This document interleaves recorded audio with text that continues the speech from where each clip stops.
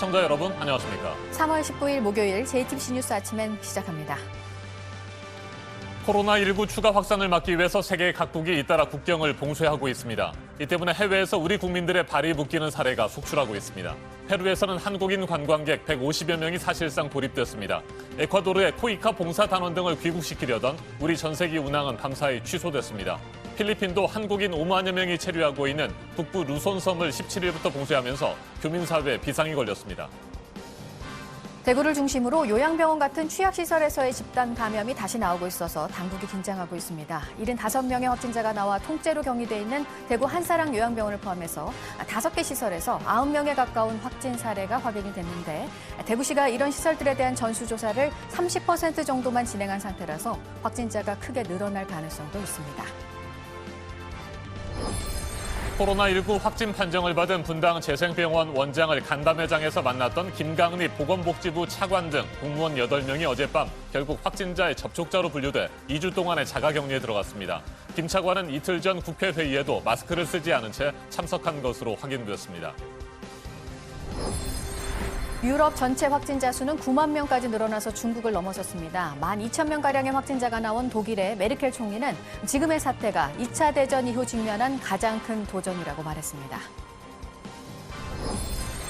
유럽의 증시가 반짝 반등 하루 만에 곤두박질 친 데 이어서 뉴욕 증시도 다시 폭락했습니다. 다우존스 산업지수는 1,300포인트 넘게 떨어지면서 3년 만에 2만 선이 붕괴됐습니다. 15분 동안 거래가 중지되는 서킷 브레이커가 또 발동됐는데 최근 열흘 사이 벌써 4번째입니다. 미국 중앙은행인 연방준비제도와 백악관이 천문학적인 규모의 돈을 쏟아붓겠다며 부양책을 발표했지만 시장의 불안감을 잠재우지 못하고 있습니다. 총선을 한 달도 채 남기지 않은 상황에서 공천 갈등, 또 비례연합정당 문제로 각 당에서 잡음이 이어지고 있습니다. 범여권 비례연합정당에 참여하기로 한 민생당에서는 이 과정에서 몸싸움까지 벌어졌습니다.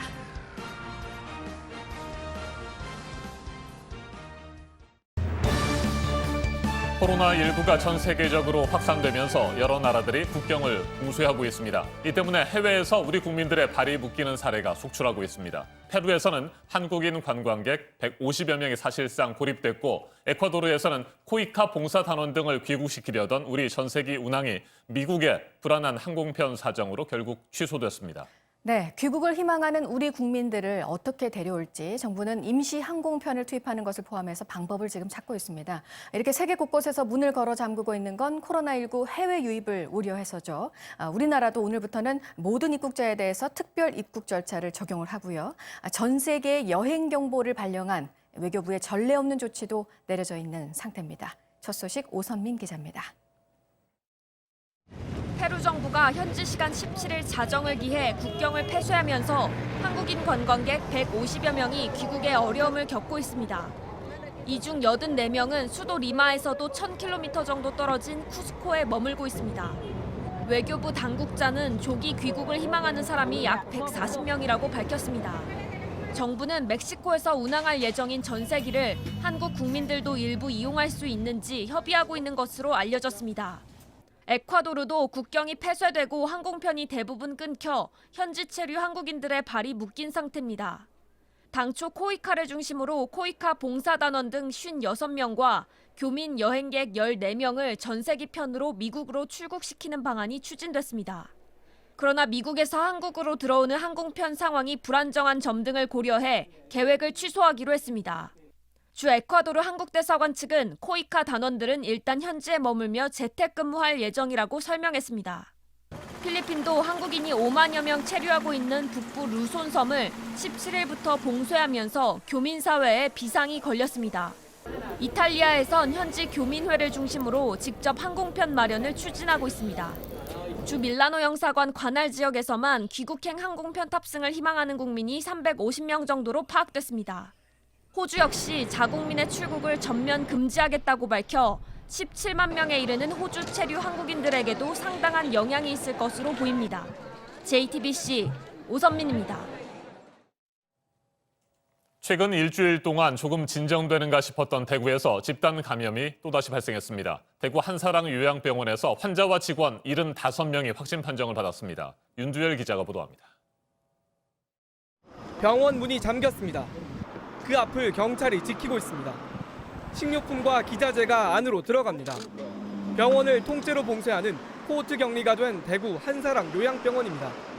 이 안에서 75명의 확진자가 나왔습니다. 간호사 9명을 포함해 직원이 18명, 환자가 57명 확진 판정을 받았습니다. 첫 확진자는 이 병원 간호과장입니다. 지난 16일 확진 판정을 받았습니다. 그제 오전에 환자와 직원 모두를 검사했습니다. 확진자가 나온 건 이곳뿐만이 아닙니다. 배성병원에서 7명, 수성요양병원에서 4명 등 5곳의 요양병원이나 요양원에서 모두 88명의 확진자가 나왔습니다. 대구시는 지난 13일부터 요양병원과 요양원 397곳을 대상으로 코로나19 전수조사를 진행 중입니다. 지금까지 30% 정도 검사를 마쳤습니다. 이 가운데 일부만 결과가 나왔는데 벌써 88명이 확진 판정을 받았습니다. 확진자가 발생하지 않을 수가 없습니다. 발생하는 대로 거기에 따른 조치를 계속하면서 지역사회로 확산을 차단하는 조치도 하겠습니다. 대구시는 주말까지 전수조사를 마무리할 계획입니다. 신천지 대구교회 때처럼 확진자가 크게 늘어날 거란 전망입니다. JTBC 윤두열입니다. 코로나19 확진 판정을 받은 분당 재생병원 원장을 간담회장에서 만난 것으로 확인됐죠. 김강립 보건복지부 차관 등 공무원 8명이 어젯밤 결국 확진자의 접촉자로 분류돼 2주 동안의 자가격리에 들어갔습니다. 김 차관은 이틀 전 국회 회의에도 마스크를 쓰지 않은 채 참석했습니다. 오선민 기자가 전합니다. 중앙재난안전대책본부는 김강립 차관 등 보건복지부 소속 직원 8명을 코로나19 확진자의 접촉자로 분류했다고 밝혔습니다. 이들은 지난 13일 서울의 한 음식점에서 중대본이 개최한 병원장 간담회에 참석했습니다. 여기서 어제 확진 판정을 받은 이영상 분당 재생병원 원장을 만났습니다. 복지부 참석자들은 1시간 넘게 진행된 간담회에서 마스크를 쓰지 않았던 것으로 확인됐습니다. 마스크 부족 사태가 벌어지면서 증상이 없으면 쓰지 않아도 된다는 정부 방침을 따른 겁니다. 방역당국은 간담회에 참석한 수도권 대학병원과 종합병원 책임자 등의 밀접 접촉 여부에 대해 조사하고 있습니다. 김 차관은 지난 17일 추가 경정 예산안 처리를 위해 열린 국회 회의에도 참석한 것으로 드러났습니다. 국회에 따르면 김 차관은 밤 9시 4분부터 2시간가량 국회 본관에 머물렀습니다. 홍남기 경제부총리 겸 기획재정부 장관을 비롯한 각 부처 장관, 그리고 국회의원들과 같은 회의장 안에 있었습니다. 예결위 회의장 등에서 김 차관은 마스크를 쓰지 않고 질의에 답하기도 했습니다. 김 차관을 비롯한 중대본 핵심 인사들이 최소 14일 동안 자리를 비우게 되면서 업무의 차질이 불가피할 것으로 보입니다. JTBC 오선민입니다. 유럽의 코로나19 누적 확진자 수가 중국을 넘어섰습니다. 이탈리아가 3만 5천여 명으로 가장 많고 독일이 1만 1천여 명, 프랑스는 9천여 명에 이릅니다. 이들 세 나라 모두 우리나라 확진자 수를 추월했습니다. 피해가 갈수록 커지자 각국 정부는 고강도 추가 대응에 나섰습니다. 독일 메르켈 총리는 2차 세계대전 이후 가장 심각한 도전이라고 말했습니다. 유럽 증시는 반짝 반등 하루 만에 최대 6% 가까운 낙폭으로 곤두박질 쳤습니다. 이재승 기자가 보도합니다. 유럽의 코로나19 누적 확진자 수가 중국을 넘어섰습니다. 현지 시간 18일 기준 유럽의 확진자는 8만 8천여 명으로 잠정 파악됐습니다. 8만 800여 명으로 보고된 중국의 확진자 규모를 앞섰습니다. 피해가 가장 큰 이탈리아는 누적 사망자가 전날보다 475명이 증가한 2,900여 명으로 파악됐습니다. 누적 확진자는 3만 5,700여 명으로 하루 사이 4천여 명 증가했습니다. 뒤를 이어 독일이 1만 1천여 명, 프랑스가 9천여 명으로 우리나라 확진자 수를 넘어섰습니다. 이탈리아는 바이러스 확산세가 꺾이지 않자 다음 달 3일까지로 돼 있는 전국 이동 제한령을 연장하는 방안을 검토하고 있습니다. 영국은 전국 각급 학교에 휴교령을 내렸고 독일은 난민 수용을 중단했습니다. 독일의 앙겔라 메르켈 총리는 시민들이 연대 정부 조처에 따라줄 것을 호소했습니다. Ist ernst. Nehmen Sie es auch ernst. Seit der deutschen Einheit, nein, seit dem Zweiten Weltkrieg gab es keine Herausforderung an unser Land mehr. 스위스는 이탈리아와 독일, 프랑스에 이어 스페인을 입국 제한국으로 지정했습니다. 또 해열 소염제 사재기 현상을 막기 위해 하루 구입량을 제한했습니다. 코로나19에 대응하기 위해 각국 정부가 부양책을 쏟아내고 있지만 유럽 증시는 반짝 반등 하루 만에 급락했습니다. 영국과 프랑스, 독일 등 주요국 지수가 최대 6% 가까이 떨어졌습니다. 코로나19가 기업들의 수익성을 크게 악화시킬 것이라는 우려가 커지면서 지수를 끌어내린 것으로 보입니다. JTBC 이재승입니다.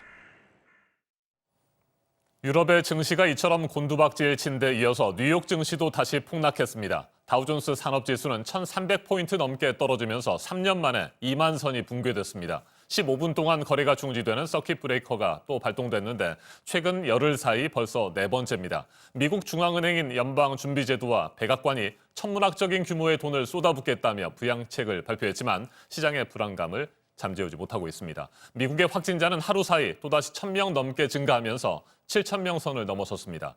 워싱턴을 연결합니다. 임종주 특파원, 먼저 뉴욕 증시부터 살펴보죠. 다우존스 산업지수 결국 2만 선을 지켜내지 못했군요. 네, 그렇습니다. 뉴욕 증시는 반짝 반등 하루 만에 속절없이 무너졌습니다. 미 당국이 쏟아낸 대규모 경기 부양책도 증시를 떠받들기에는 역부족이었습니다. 다우존스 산업지수는 6.3%, 1,300포인트 넘게 떨어져 19,898로 장을 마쳤습니다. 다우지수가 2만 선 아래로 내려간 것은 2017년 1월 이후 3년여 만에 처음입니다. 트럼프 대통령 취임 이후 상승분을 모두 반납한 것입니다. S&P 500도 5.2% 떨어져 2017년 1월 수준으로 되돌아갔습니다. 나스닥 지수는 4.7% 하락했습니다. 네, 주가가 갑자기 급격히 떨어질 때 거래를 일시 중지하는 서킷 브레이커 또다시 발동이 됐죠. 네, 뉴욕 현지 시간으로 수요일 낮 1시쯤 발동의 기준이 되는 S&P 500 지수가 7% 하락하면서 거래가 중지됐습니다. 15분 후 거래가 재개된 이후에도 주가는 출렁였습니다. 국제 유가도 대폭락했습니다. 서부 텍사스산 원유는 전날보다 1배럴에 24.4% 떨어진 20.37달러에 장을 마쳤습니다. 18년 만에 최저 수준입니다. 어제 이 시간 5,000명을 돌파했다고 전해드렸는데 미국의 확진자 수 오늘은 7,000명 선을 넘어섰군요.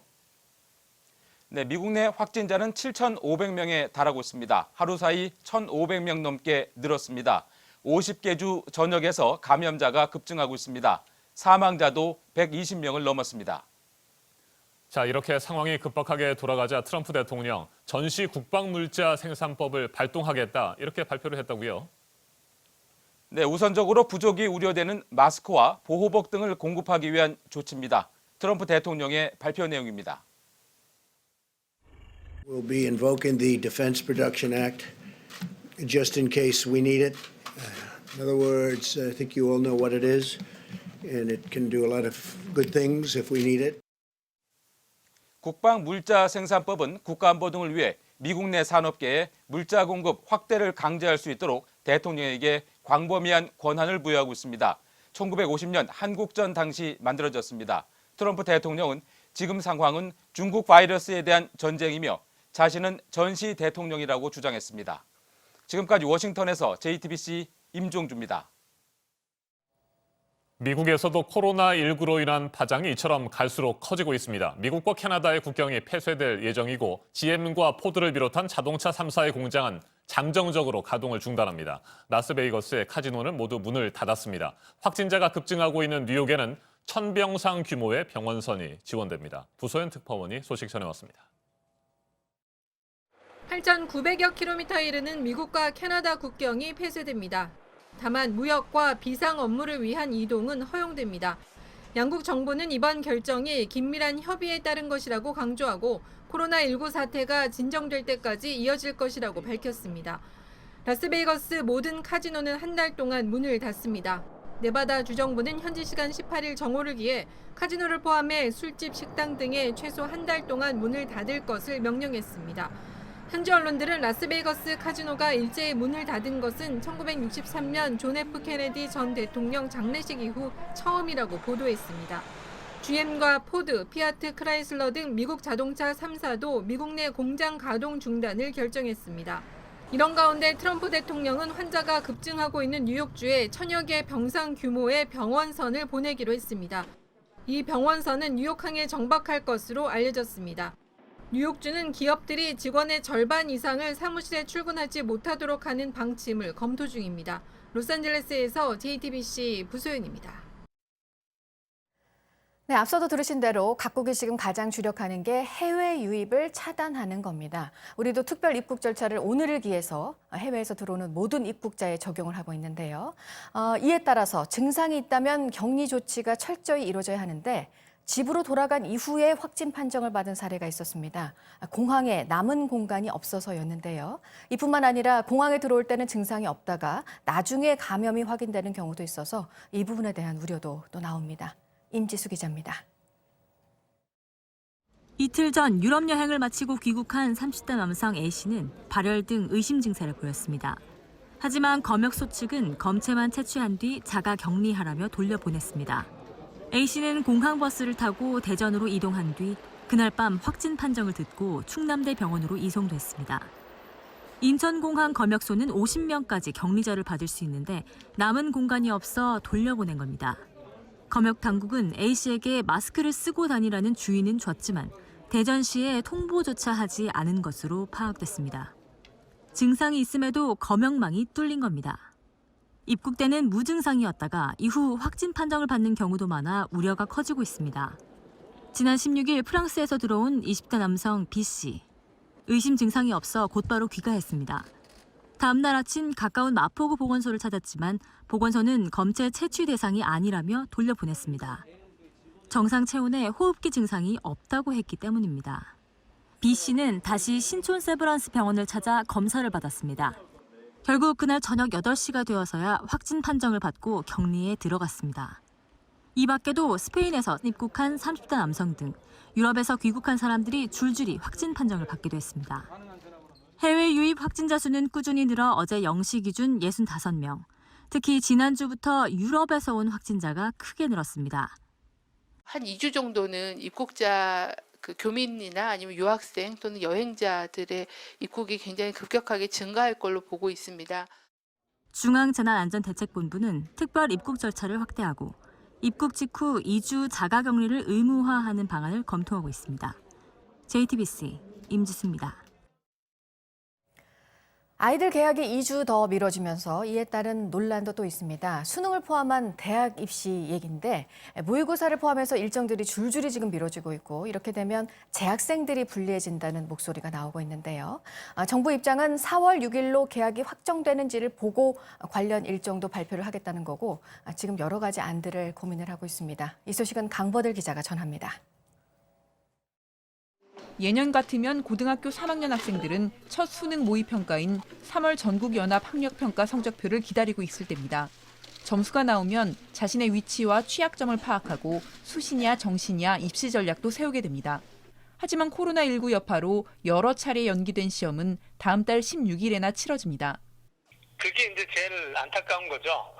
왜냐면 졸업생들은 한 번쯤 자기가 수능도 받고 모의고사도 많이 봤기 때문에 수시에 더 적극적으로 준비를 할지 아니면 정시에 더 집중을 할지 전형 선택의 방향성을 3월에 최종적으로 잡아주는데 1학기 일정이 전반적으로 밀리고 여름방학이 짧아져 수시에 반영되는 학교생활기록부나 자기소개서 준비가 미흡할 수도 있습니다. 수업 시간에 뭔가 활동을 해야 적을 게 있는데 활동도 없고 또 적고 나서 검토할 시간이 너무나 부족하기 때문에 고3이 불리하다는 인식이 있으니까 연기를 해주는 것이 정서상으로 맞는 것이고 새로운 일정이 나오진 않았지만 교육부는 실현 가능한 복수의 조정안을 검토 중이라고 밝혔습니다. 예정대로 4월 6일 개학할지 8월 31일까지 학생부 마감이 가능할지가 대입 일정 변경의 관건이 될 것으로 보입니다. JTBC 강버들입니다. 네, 이번에는 오늘로 27일이 남은 총선 소식입니다. 비례연합 정당을 둘러싼 소식들을 이번 총선을 앞두고는 연일 전해드리고 있죠. 여권에서도 비례대표용 연합정당이 공식 출범을 했는데요. 여기에 참여할지를 두고 지도부 간의 갈등이 계속됐던 민생당에서는 결국 참여를 하는 것으로 결정하는 과정에서 몸싸움까지 벌어졌습니다. 김태영 기자입니다. 범여권 비례대표용 연합정당 참여 여부를 놓고 민생당 지도부 사이에 갈등이 점차 격해지고 있습니다. 대한신당과 민주평화당계의 지도부는 어제 긴급회의를 열고 참여 의결을 강행했습니다. 평화당계인 박주연 공동대표는 장정숙 원내대표 등 3인이 제안한 비례연합정당 참여 안건을 상정해 본인을 포함한 찬성 4명으로 가결을 선언했습니다. 안건이 가결되자 회의장에 들어와 있던 바른미래당계 당직자 10여 명은 거세게 항의했습니다. 친문 연합정당 참여 결사 반대한다는 등의 내용이 적힌 손팻말도 등장했습니다. 이게 뭡니까? 도망가는 것도 아니고. 이게 바로 날씨입니다. 회의장에서 소란이 계속되자 박 공동대표와 장 원내대표는 다른 장소에서 기자회견을 진행하겠다며 자리를 떴습니다. 이 과정에서 바른미래당계 당직자들이 쫓아오려고 했고 이를 막는 대한신당 평화당계 당직자들과의 사이에서 몸싸움이 벌어지기도 했습니다. JTBC 김태영입니다. 미래통합당은 위생정당 미래한국당과 공천 갈등을 빚었고 통합당 자체적으로 비례대표를 내겠다는 말까지 나왔었는데요. 수습이 되는 모습입니다. 미래한국당 공관위에서 비례대표 후보자 명단을 일부 조정을 하면서입니다. 계속해서 김태형 기자가 전해드립니다. 미래한국당 공천관리위원회는 어젯밤 9시까지 7시간가량 회의를 열고 비례대표 후보자 명단을 조정했습니다. 윤봉길 의사의 장손녀 윤주경 전 독립기념관장을 비례대표 당선권인 20번 안으로 재배치했습니다. 윤 전 관장을 포함해 4-5명 정도의 순번이 조정됐습니다. 1번에 배치됐던 조수진 전 동아일보 논설위원회 순번은 그대로 유지됐습니다. 당 최고위원회는 앞서 비례대표 당선권 후보 중 5명 이상의 교체가 필요하다고 문제를 제기한 바 있습니다. 미래한국당의 비례대표 당선권인 20번 안에 통합당의 영입인재는 단 1명만 포함됐고 대부분은 당선이 불투명한 20번대 이후의 순번을 받으면서 황교안 대표를 비롯한 통합당의 반발이 컸기 때문입니다. 공병호 공천관리위원장은 이번에 수정된 명단에 대해 통합당이 동의했느냐는 질문에 대부분이 그렇다며 문제가 생기면 고집을 부리지 말고 유연하면 더 나은 결과가 나올 수 있다고 답했습니다. 통합당이 자체적으로 비례대표 후보를 내는 방안 등을 거론하며 압박을 가하자 미래한국당 공천관리위원회가 한 발 물러서면서 일단은 갈등이 봉합된 것으로 보입니다. JTBC 김태영입니다. 네, 아이들이 지금 이 사태 때문에 학교를 못 가고 있어서 하지만 일을 내야 해서 돌봄 교실에 아이를 보내야 하는 분들은 또 마음이 좋지가 않고요. 종일 집에서 아이를 돌보면서 매끼 챙기는 부모들도 그렇고 모두 다 참 요즘 고생이 많으십니다. 전 세계로 따져보면 학생들의 절반이 학교에 가지 못하고 있다고 하는데요. 보도국 연결해서 이 소식 알아보도록 하겠습니다. 안태훈 기자, 유네스코에서 밝힌 내용이네요. 네, 그렇습니다. 유엔의 교육과학문화기구인 유네스코가 밝힌 내용입니다.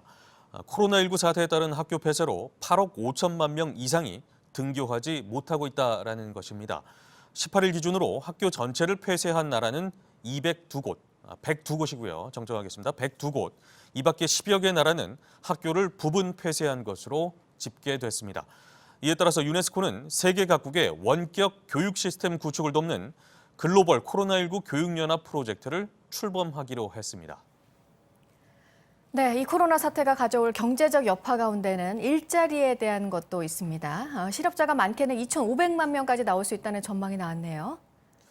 네, 그렇습니다. 국제노동기구 ILO가 전망한 내용입니다. 코로나19 여파로 최소 530만 명, 많게는 2,470만 명까지 실업자가 증가할 수 있다라고 내다봤습니다. 이에 따라서 근로자의 소득도 최소 1,081조 원에서 4,000조 원 넘게 줄어들 것으로 예상했고요. 또 실업자가 2,200만 명 수준으로 집계된 2008년 금융위기 때보다 더 많을 것이라고 분석하기도 했습니다. ILO는 그러면서 소득이 줄면 소비 감소로 이어져 경제 전반에 영향을 미칠 것이다라고 우려했습니다. 특히 저임금 노동자와 이주민 취약계층이 더 큰 영향을 받을 것이다라고 지적하기도 했습니다. 네, 이 밖에 새로 들어온 소식들은 8시 10분쯤에 다시 연결해서 전해드리도록 하겠습니다. 네, 지금까지 아침에 지금 JTBC 안태훈입니다. 이번에는 오늘 아침 체크해봐야 할 뉴스들을 분야별로 살펴보겠습니다. 먼저 정치 분야입니다. 코로나19가 전 세계적으로 확산되면서 외교부가 전 국가에 여행경보 1단계를 발령했습니다. 해외에서 우리 국민의 감염 우려가 높아졌다며 해외여행을 계획하고 있는 국민은 여행 필요성과 시기 조정을 면밀하게 검토해달라고 당부했습니다. 외교부가 전 세계 여행경보를 발령한 것은 처음입니다. 이석연 미래통합당 공천관리위원장 직무대행이 공천 결과에 반발해 무소속으로 출마하는 인사들에 대해서는 복당을 허락해서는 안 된다고 황교안 대표에게 정식으로 요구했습니다. 공천 면접을 볼 때 결과에 승복하겠다는 확인을 받았는데 약속을 지키지 않았다며 현역 의원 신분의 무소속 출마자들에 대한 경고 메시지라고 설명했습니다. 더불어민주당이 참여하는 비례대표형 연합정당이 더불어시민당으로 당명을 정하고 공식 출범했습니다. 참여정당으로부터 후보들을 파견받고 시민 공모도 진행해서 오는 22일까지 비례대표 후보 선출을 마무리할 계획입니다. 코로나 사태가 부동산 정책에도 영향을 줬습니다. 민간 택지에도 분양가 상한제를 적용하는 걸 유예하는 기간이 당초 다음 달 말까지였지만 석 달 더 연장하는 걸로 결국 결정이 났는데요. 수천 명씩 모이는 재건축 조합 초계를 막기 위해서입니다. 이런 모임들을 5월 이후에 열도록 하겠다는 게 정부 계획입니다. 1600선까지 무너진 코스피입니다. 어제 종가 기준으로 시가총액이 1조 원이 넘는 상장사가 지난해 말보다 50곳이나 줄었는데요. 삼성전자는 60조 원 넘게, SK하이닉스는 15조 원 넘게 시가총액이 각각 줄었습니다. 기업은행 노조가 윤종원 행장을 검찰에 고발했습니다. 근로기준법을 위반했다는 이유입니다. 코로나 관련 대출 업무가 요즘 많아졌는데 일반 업무로 채워야 하는 기존 이익 목표 달성까지 요구를 하고 있어서 직원들이 잔업과 야근을 하고 있다는 겁니다. 취임 당시부터 있었던 노사 갈등이 다시 불거지는 모습입니다. 계속해서 사회 분야 뉴스입니다. 전국적으로 태풍 수준의 강풍이 예고된 가운데 서울시가 드라이브스루 방식의 선별 진료소 운영을 오늘 하루 중단하기로 했습니다. 태풍급 강풍이 몰아칠 경우 검체를 채취하는 것이 어렵고 강한 바람에 오염될 우려도 있습니다. 네이버가 악성 댓글을 막기 위해서 오늘부터 사용자가 뉴스 기사에 쓴 댓글 이력을 모두 공개합니다. 지금까지는 댓글 작성자가 공개 여부를 선택할 수 있었는데 오늘부터는 작성자의 의사와 상관없이 전면 공개됩니다. 청담동 주식 부자로 알려진 이희진 씨의 부모를 살해한 혐의로 재판을 받아왔죠. 김모 씨에게 무기징역이 선고됐습니다. 재판부는 김 씨가 모든 책임을 공범에게 돌리고 있고 반성이나 죄책감을 찾아볼 수 없다며 사회로부터 영구적으로 격리할 필요가 있다고 설명했습니다. 네, 벚꽃을 이제 한참 볼 시기가 다가오는데 역시 축제들은 취소입니다. 국내 가장 큰 규모의 진해군항제는 지난달 말에 이미 취소 결정을 내렸었고 이어서 서울 여의도와 잠실 석촌호수 벚꽃축제도 모두 하지 않기로 했습니다. 개봉이 미뤄진 영화들도 계속 나옵니다. 이달 말에 개봉 예정이던 실사 영화 뮬란도 그랬고 마블 영화 블랙 위도우는 다음 달 개봉 예정이었는데 역시 미뤄졌습니다. 미국에서도 연기가 됐습니다. 민중 사학을 개척해 대중화를 이끈 이화 선생이 어제 향년 84세로 세상을 떠났습니다. 개인이 쓴 한국 통사로 가장 분량이 많은 22권짜리 한국사 이야기가 대표적 저서입니다. 문재인 대통령이 직접 주재하기로 한 비상경제회의가 오늘 처음 열립니다. 소상공인과 자영업자를 대상으로 한 지원책이 먼저 집중 논의가 될 것으로 보입니다. 오늘부터 특별 입국 절차가 나라 구분 없이 모두 실시가 되면서 모든 입국자들은 1대1로 발열 검사를 받습니다. 자신의 건강 상태를 문서로 낸 뒤에 휴대전화 앱을 통해서 2주 동안 보고를 해야 합니다. 주한 미국 대사관의 비자 발급 업무 중단, 오늘부터입니다. 비자 면제 프로그램은 정상 운영이 돼서 단기 방문은 가능하지만 유학이나 취업 등의 목적으로 새로 비자를 받는 건 당분간 어렵습니다. 분야별 뉴스들 체크해드렸습니다. 이어서 날씨 정보입니다. 오늘은 태풍급 강풍이 불어오겠습니다. 현재 전국에 강풍주의보 발효 중이고요. 초속 20m 이상의 거센 바람이 예상돼 안전사고에 유의하셔야겠습니다. 오전 한때 중서부 지방에는 비가 오겠는데요. 양은 5mm 안팎으로 많지 않겠습니다. 오늘 미세먼지 농도도 높습니다. 서울, 경기와 충청 등 중서부 지방에서 나쁨 수준 보이겠고요. 늦은 오후가 되어서야 해소되겠습니다. 낮 기온은 서울이 10도, 광주 16도, 대구 18도로 중부지방 중심으로 어제보다 기온이 크게 떨어지겠습니다. 북한은 함흥이 13도, 평양이 9도에 그치겠습니다. 내일부터는 기온이 다시 올라서 포근해지겠습니다. 기상정보였습니다.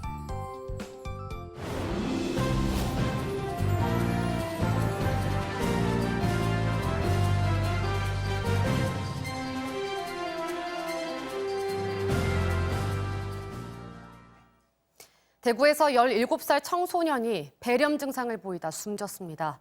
보건당국이 코로나19 정밀 검사를 하고 있습니다. 강현석 기자입니다. 17살 A군이 경북의 경산중앙병원을 찾은 건 지난 13일입니다. 발열과 폐렴 증상 때문이었습니다. 선별진료소 검사에서 코로나19 음성 판정을 받았습니다. 하지만 상태는 심각했습니다. 엑스레이로 본 A군의 폐는 이미 곳곳이 하얗게 변해 있었습니다. 영남대 병원으로 옮긴 A군은 코로나19 검사를 다시 받았습니다. 횟수로는 한 8번, 7번 했습니다. 암선 나왔어요. A군의 상태는 계속 나빠졌고 인공호흡기 치료를 받던 중 어제 숨졌습니다. 질병관리본부는 A군의 유전자 일부에서 양성 소견이 의심된다고 밝혔습니다. 여러 번 시행한 거에서는 음성이었고 이제 추가로 시행한 거에서 하나의 유전자에서 양성 반응을 보였는데 보건당국은 A군이 숨지기 전 확보한 가래와 소변을 넘겨받아 현재 추가 검사를 진행 중입니다. 지금까지 국내 코로나19 사망자는 84명입니다.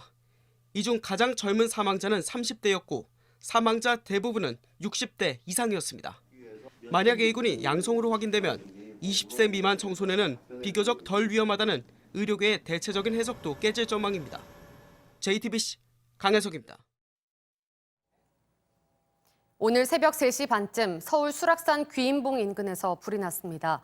소방당국은 불의 크기가 300제곱미터로 확산하고 있다며 강풍의 불이 번질 것을 우려해 관할 소방서 인력과 장비를 모두 투입하는 대응 1단계를 발령했다고 밝혔습니다. 새벽 6시 현재 큰 불길은 잡혔고 인명피해는 없는 것으로 전해졌습니다. 전남에서 산불이 잇따라 발생했습니다. 어제 오후 5시쯤 나주시 문평면 주택에서 불이 나 인근 야산까지 번졌습니다. 나주시는 약 1헥타르가 불탄 것으로 보고 있습니다. 앞서 같은 날 오후 1시쯤엔 한평군 손불면 야산에서도 불이 나 그 일대 산림 300제곱미터가 불에 탔습니다. 소방당국은 정확한 피해 규모와 화재 원인을 조사하고 있습니다. 인천국제공항 면세점 직원들에게 흉기를 휘두른 한국계 미국인이 경찰에 붙잡혔습니다. 인천공항 경찰단은 어제 한국계 미국인 30대 여성 A씨를 특수상해 혐의로 체포했습니다. 어제 오후 면세점 직원들이 길을 잘못 들었다며 입국장으로 올라가야 한다고 하자 A씨는 흉기를 휘두른 것으로 조사됐습니다. A씨가 갖고 있던 흉기는 비행기에 갖고 탈 수 있는 종류의 소형 물품으로 면세점 직원들은 다행히 크게 다치지 않은 것으로 전해졌습니다. 인천 앞바다에서 표류하던 선박들이 잇따라 구조됐습니다. 어제 오후 5시쯤 인천시 옹진군 영흥도 인근 해상에서 2명이 타고 있던 2톤급 어선이 기관 고장으로 표류했습니다. 당시 선장은 구조 요청을 보냈고 이를 접수한 해양경찰은 어선을 영흥도 진두항으로 예인했습니다. 앞서 같은 날 오후 1시쯤엔 인천시 중구 무의도 인근 해상에서 2명이 타고 있던 0.3톤 모터보트가 표류하자 해경은 구조정을 보내 모터보트를 중구 광명항으로 예인했습니다. 코로나19의 지역사회 추가 전파를 막기 위해서 유치원과 초중고등학교의 개학이 4월 6일로 다시 연기됐죠. 수업 일수 감축을 비롯해 대학 입시 일정 조정까지 예고되고 있습니다. 교육 현장에서 느끼는 어려움은 어떤 것들이 있는지, 그리고 혼란을 최소화하기 위해서 어떤 준비 작업이 진행되고 있는지 자세하게 살펴보겠습니다. 정교조 참교육연구소 소장도 맡고 있죠. 정경원 하나고등학교 교사 자리에 함께했습니다. 어서 오십시오. 네, 안녕하십니까. 네, 4월 개학. 1962년에 3월 신학기제가 도입됐고요. 58년 만에 4월 개학이 현실화됐습니다. 네. 어쩔 수 없는 선택이었다 보십니까? 네, 뭐 말 그대로 사상 초유의 경험을 지금 하고 있고요. 또 이 질병이 이제 학교의 경우에는 학생들이 밀집해서 생활하는 공간이기 때문에 가정과 지역 사회로 확산될 우려가 있거든요. 그런 점에서 4월 개학 연기가 불가피했다고 이렇게 판단하고 있습니다. 네, 특히 고등학교의 경우에 준비해야 할 것들이 많잖아요. 네. 고3 수험생들도 대학 입시를 준비하면서 여러 가지 불안감도 클 텐데 학교의 반응은 어떻습니까? 다른 교사들도 궁금하고요. 네, 선생님들이 가장 이제 당황스러운 것은 개학이 이제 계속해서 연기가 되고 있기 때문에 학사 일정을 조정해야 되는 문제가 생기고 또 사전에 이제 세웠던 수업 계획이나 평가 계획이 있습니다. 이것들을 다시 이제 또 설계를 하고 세워야 되기 때문에 학교 현장은 뭐 비상 근무 상황이고요. 3교대로 해서 선생님들도 계속 출근하면서 현재 상황을 주시하고 있습니다. 네. 이렇게 계속해서 개학이 늦어지고 있는 상황이라고 한다면 여름방학이 대폭 줄어들게 되는 겁니까? 예, 그렇습니다. 그러니까 법정 수업 일수를 맞춰야 되기 네. 때문에 여름방학과 겨울방학을 줄이지 않을 수 없는 상황이 지금 되어 있습니다. 수업 일수를 10일 감축하는 방안이 논의되고 있는데 네. 이 정도면 문제가 해결이 됩니까? 그러니까 수업 시수를 현재 이제 보면은 초등학교, 중학교, 고등학교 같은 네. 경우는 이제 180일까지 유치원이 이제 180일이고요. 초중고등학교는 190일로 이제 가능한데 이게 수업 일수만 줄인다고 해서 문제가 해결되는 게 아니라 수업 시수 문제가 또 있습니다. 그래서 수업 일수만 줄여놓으면 수업 시수를 또 충족시켜야 되기 때문에 학생들이 굉장히 늦게까지 수업을 듣는 경우가 발생할 수 있어요. 그래서 이 부분은 수업 일수 줄이는 것으로는 해결이 안 되기 때문에 수업 시수도 같이 줄이는 것으로 이제 결정이 됐고요. 또 한 가지 이제 차제에 같이 검토해야 될 대목이 있는 게 원래 이제 주 5일제 수업으로 변경이 되면서 사전에 수업 일수와 수업 시수 조정이 일어나지 않았었어요. 네. 그러다 보니까 지금 과도한 수업 일수와 수업 시수 문제가 있는데 이 부분도 함께 점검할 필요가 있습니다. 네.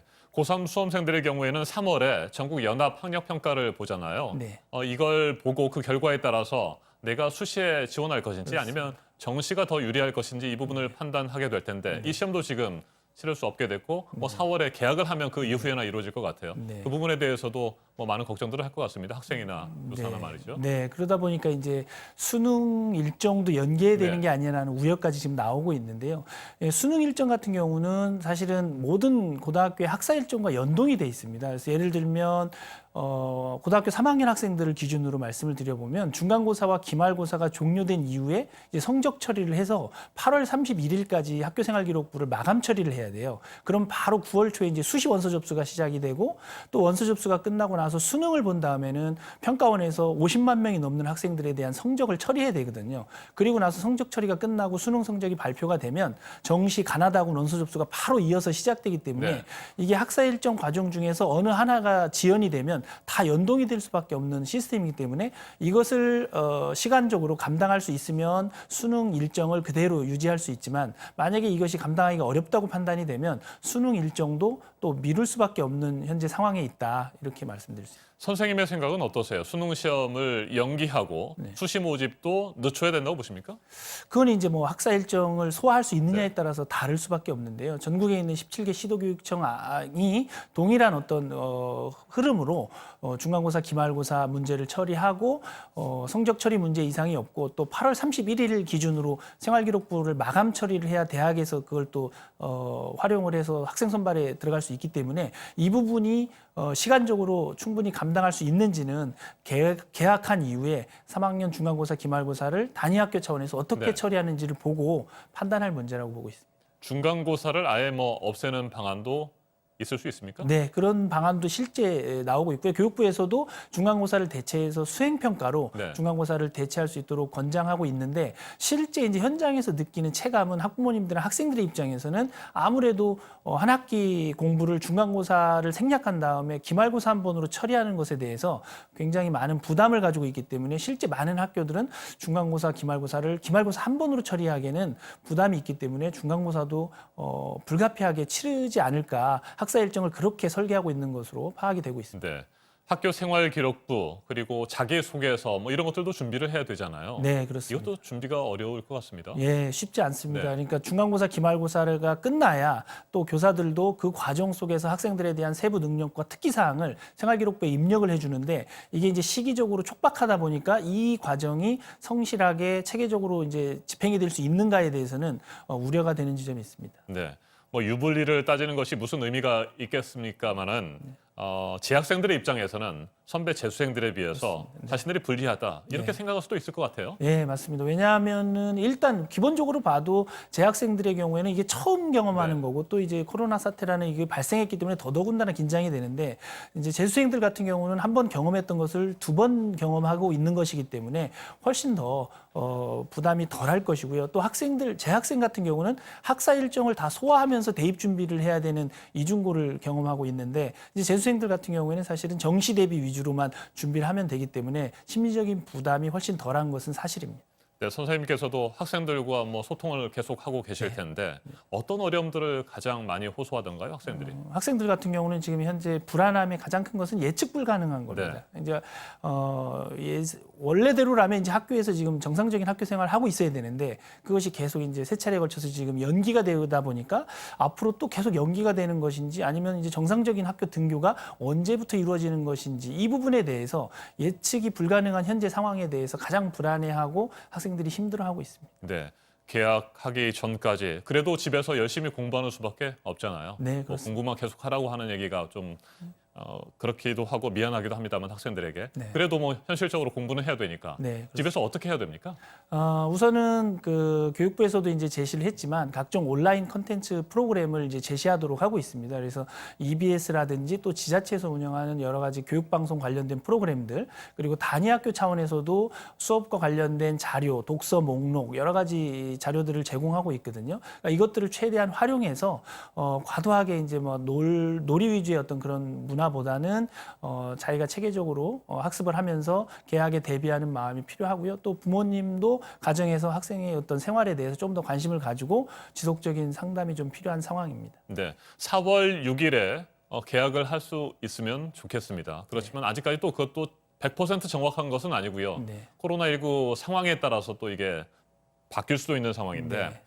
개학을 하게 된다면 네. 그렇다면 괜찮겠느냐? 네. 위생적으로나 뭐 추가 감염이 되지는 않겠느냐? 네. 뭐 이런 부분에 대해서 학부모들 우려하고 있거든요. 네. 학교에서는 어떻게 준비하고 있습니까? 네, 맞습니다. 이제 가장 우려되는 게 그겁니다. 이제 학생들의 경우에는 이 활동력이 굉장히 완성하잖아요. 그래서 예를 들면 쉬는 시간이라든지 혹은 점심 시간 그리고 이제 또 체육 시간, 신체 접촉이 많아지는 이런 시간들을 어떻게 활용할 것인가에 대해서 지금 단위 학교 차원에서 학교 현장에서는 굉장히 많은 고민들을 하고 있고 예를 들면 점심 시간도 어떻게 나누어서 운영할 것이고 또 학생들이 마주 앉아서 식사하지 않도록 가림막을 설치하는 문제부터 시작해서 다양한 문제에 대해서 지금 고민을 하고 있습니다. 네, 학교 안에는 교사들뿐만이 아니고요. 비정규직 직원들이 계시잖아요. 네. 이분들 지금 일도 못하고 있어서 제대로 월급도 받지 못하지 않을까 이런 우려들 많이 하고 계십니다. 이 부분은 어떻게 진행되고 있습니까? 네, 실제 이제 교육 공무직원들 가운데서 방학 중 비근무자들이 계시는데 이분들을 위해서는 현재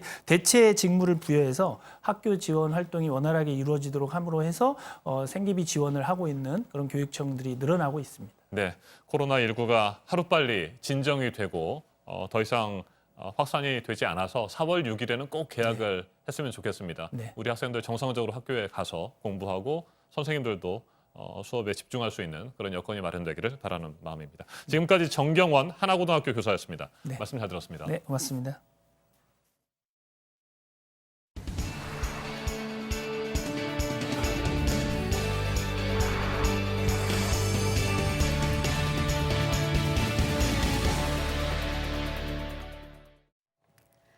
네, 윤석열 검찰총장 장모에 대한 검찰 수사 소식인데요. 어제 출석할 것으로 알려졌지만 나오지는 않았습니다. 역시 관련 사건을 수사하고 있는 경찰이 검찰과 소화 문제를 조율하고 있는 것으로 전해졌습니다. 먼저 홍지용 기자입니다. 검찰청사 앞에 취재진의 모습만 보입니다. 윤석열 검찰총장의 장모인 최모 씨가 의정부지검에 나와 조사를 받을 것으로 알려졌지만 나타나지 않았습니다. 최 씨는 지난 2013년 은행 잔고증명서를 위조해 투자자들에게 피해를 입혔다는 의혹을 받고 있습니다. 진정서가 검찰에 접수된 지 5달이 지났지만 결론이 나지 않자 진정인은 경찰에도 고발장을 냈습니다. 또 수사를 촉구하는 진정서를 다시 검찰청에 냈습니다. 수사가 검찰에서 지연되는 이유가 뭐라고 생각하세요? 검찰총장 장모니까 식구 감싸기 아니겠습니까? 검찰은 믿지를 못해요. 그래서 제가 경찰청에다가 다시 고발장을 넣지 않습니까? 진정서와 고발장은 최 씨의 법정 증언을 근거로 작성됐습니다. 최 씨는 동업자인 안 씨가 지난 2016년 사기 혐의로 재판을 받을 때 증인으로 출석했습니다. 모 저축은행의 잔고증명서 4장을 다른 사람에게 부탁해서 허위로 발행한 것이 맞는지 묻자 예라고 대답했습니다. 최 씨 측은 검찰에 출석하지 않았고 현재 피진정인 신분이라고 전했습니다. 또 증명서를 만든 것은 공범으로 알려진 안모 씨가 시킨 것이고 발행을 부탁한 사람도 윤 총장 부인과 함께 일하는 사람이 아니라며 제기된 의혹을 모두 부인했습니다. 서울지방경찰청 지능범죄수사대도 이 사건을 수사하고 있습니다. 경찰은 최 씨에 대한 수사가 시작된 것은 맞다며 최 씨 소환은 이중수사 문제가 있어서 검찰과 조율 중이라고 전했습니다. JTBC 홍지용입니다. 네, 이와 관련해서 진실 공방이 이어지고 있는데요. 윤 총장 장모에게 피해를 당했다고 주장한 사람들은 검찰 조사에서 18억 원을 떼었다고 했고, 이에 대해서 장모 최 씨 측은 자신들이 오히려 피해자라고 하고 있습니다. 김태영 기자입니다. 지난주 의정부지검은 A씨를 참고인 신분으로 조사했습니다. A씨는 2014년 4월 윤석열 검사의 장모인 최모 씨의 은행잔고 증명서를 믿고 18억 원을 투자했다고 주장하는 사람입니다. A씨는 조사에서 당시 최 씨가 자신의 사위가 윤석열 검사라는 점을 강조하며 투자를 부탁했다고 진술했습니다. 대리인을 통해 은행잔고 증명서도 보내왔다고 했습니다. 자기는 윤석열이가 고위공직자 사위가 윤석열이라고 하면서 자기는 직접 못 나타나니까 시켜서 보내니까 믿고 주라고 해서 줬어요. A씨가 말한 은행잔고 증명서입니다. 2013년 만들어진 이 서류엔 총 350여억 원의 잔액이 있는 걸로 나옵니다. 당시 최 씨는 이 증명서로 약 30억 원의 당좌 수표를 발행했습니다. 하지만 2016년 이 잔고 증명서는 또 다른 사건의 재판에서 가짜로 드러났습니다. A씨는 검사 사이라는 말과 서류를 믿었다가 18억 원을 떼었다고 검찰에서 진술했습니다. 18억 얼마라고 당좌를 바꿔준 거지. 그 검사면은 고위공무원이면 더 오히려 잘하실 줄 알았더니 이렇게. 최 씨는 얼마 전 JTBC와의 통화에서 이렇게 답했습니다. 잔고증명서를 위조한 것이 맞다라고 대답은 하셨잖아요. 위조한 게 아니고요. 지금은 내가 여기 얘기하기가 좀 곤란한데, 그게 조금 길어요. 그러신 건가요? 그것도 이유가 있어요. 최 씨의 아들은 취재진에게 최 씨는 오히려 피해자라며 공범으로 알려진 사람에게 약 50억 원을 떼었다고 주장했습니다. A씨는 약 2년 전 최 씨를 상대로 민사소송을 제기했지만 판결은 아직 나오지 않았습니다. JTBC 김태영입니다. 오늘의 핵심 뉴스들을 정리해드리는 아침엔 주요 뉴스입니다. 코로나19 추가 확산을 막기 위해서 세계 각국이 잇따라 국경을 봉쇄하고 있습니다. 이 때문에 해외에서 우리 국민들의 발이 묶이는 사례가 속출하고 있습니다. 페루에서는 한국인 관광객 150여 명이 사실상 고립됐습니다. 에콰도르의 코이카 봉사단원 등을 귀국시키려던 우리 전세기 운항은 밤사이 취소됐습니다. 필리핀도 한국인 5만여 명이 체류하고 있는 북부 루손섬을 17일부터 봉쇄하면서 교민사회에 비상이 걸렸습니다. 75명의 확진자가 나와 통째로 격리돼 있는 대구 한사랑 요양병원을 포함해 5개 취약시설에서 90명에 가까운 확진 사례가 확진이 됐습니다. 대구시가 전수조사를 하고 있는데 현재까지 30%가량만 진행이 된 상태입니다. 코로나19 확진 판정을 받은 분당 재생병원 원장을 간담회장에서 만났던 김강립 보건복지부 차관 등 공무원 8명이 어젯밤 결국 확진자의 접촉자로 분류돼 2주 동안의 자가격리에 들어갔습니다. 김 차관은 이틀 전 국회 회의에도 마스크를 쓰지 않은 채 참석한 것으로 확인됐습니다. 유럽 전체 확진자 수가 9만 명까지 늘어나서 중국의 확진자 수를 넘어섰습니다. 이탈리아는 사망자가 3천 명에 육박하고 있고 프랑스의 확진자는 한국보다 많아졌습니다. 독일 메르켈 총리는 심각한 상황임을 강조하면서 2차 대전 이후 직면한 가장 큰 도전이라고 말했습니다. 유럽의 증시가 반짝 반등 하루 만에 곤두박질 친 데 이어서 뉴욕 증시도 다시 폭락했습니다. 다우존스 산업지수는 1,300포인트 넘게 떨어지면서 3년 만에 2만 선이 붕괴됐습니다. 15분 동안 거래가 중지되는 서킷 브레이커가 또 발동됐는데 최근 열흘 사이 벌써 4번째입니다. 미국 중앙은행인 연방준비제도와 백악관이 천문학적인 규모의 돈을 쏟아붓겠다며 부양책을 발표했지만 시장의 불안감을 잠재우지 못하고 있습니다. 4.15 총선이 27일 앞으로 다가온 가운데 공천 문제 또 비례연합정당 문제로 갈등이 이어지고 있습니다. 민생당에서는 범여권 비례연합정당에 참여하는 것으로 결정을 하는 과정에서 몸싸움까지 벌어졌습니다. 아침엔 주요 뉴스였습니다. 이어서 날씨 정보입니다. 오늘은 태풍급 강풍이 불어오겠습니다. 현재 전국에 강풍주의보 발효 중이고요. 초속 20m 이상의 거센 바람이 예상돼 안전사고에 유의하셔야겠습니다. 또 오전 한때 중서부 지방에는 비가 조금 오겠는데요. 양은 5mm 안팎으로 많지 않겠습니다. 오늘 미세먼지 농도도 높습니다. 서울, 경기와 충청 등 중서부 지방에서 미세먼지 나쁨 수준 예상되고 늦은 오후가 되어서야 해소되겠습니다. 낮 기온은 서울이 10도, 대구 18도, 창원 19도, 광주는 16도가 되겠습니다. 북한은 함흥이 13도, 평양이 9도에 그치겠습니다. 내일부터는 기온이 다시 올라서 포근해지겠습니다. 기상정보였습니다.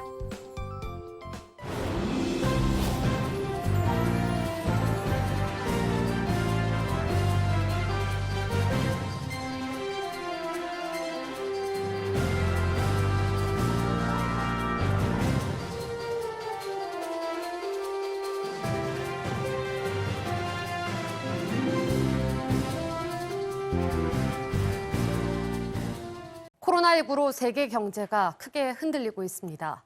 수요와 공급이 모두 쪼그라들었습니다. 미국과 일본 그리고 유럽은 급하게 현금을 푸는 등의 슈퍼 부양책을 꺼냈습니다. 어제 우리나라를 비롯한 아시아 증시는 오후 들어 크게 떨어졌습니다. 송승환 기자가 보도합니다. 코스피 지수는 4% 넘게 빠진 1591선의 장을 마감했습니다. 종가 기준으로 1600선이 무너진 건 2010년 5월 26일 이후 약 10년 만입니다. 코스닥 지수도 5% 넘게 빠져 500선 밑으로 떨어졌습니다. 시작은 나쁘지 않았습니다. 미국의 1조 달러 부양책에 대한 기대감과 우리 정부의 달러 공급 확대 정책으로 주가는 오르고 환율은 내렸습니다. 하지만 오후 들어 미국 다우와 나스닥 지수의 선물이 장중 하한가를 기록하자 국내 증시에서도 외국인의 매도세가 거세졌습니다. 미국과 유럽의 자동차 공장이 잇따라 문을 닫으면서 셧다운 공포가 현실화할 거란 우려가 커졌기 때문입니다. 정부는 은행에 선물한 포지션 한도를 25% 늘려서 달러가 더 많이 들어오는 길을 열었지만 외국인 투자자의 주식 자금이 빠져나가는 걸 막지는 못했습니다. 외국인 투자자는 코스피 시장에서 약 6천억 원을 팔아치우며 10거래일 연속 순매도를 이어갔습니다.